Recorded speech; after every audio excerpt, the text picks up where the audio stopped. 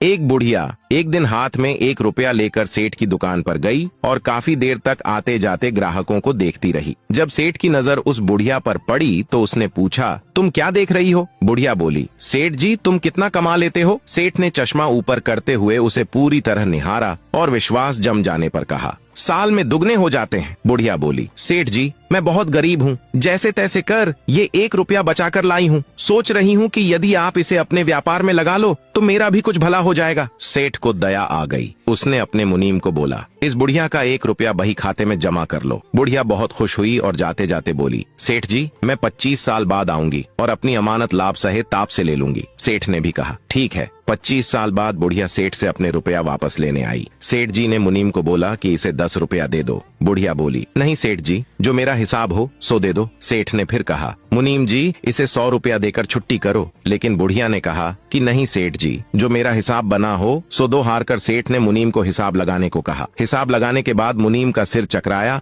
और उसने सेठ जी के कान में कुछ कहा। सुनकर सेठ के होश फाख्ता हो गए। अब आप सभी के लिए यह प्रश्न है कि मुनीम ने कितने रुपए का हिसाब बताया?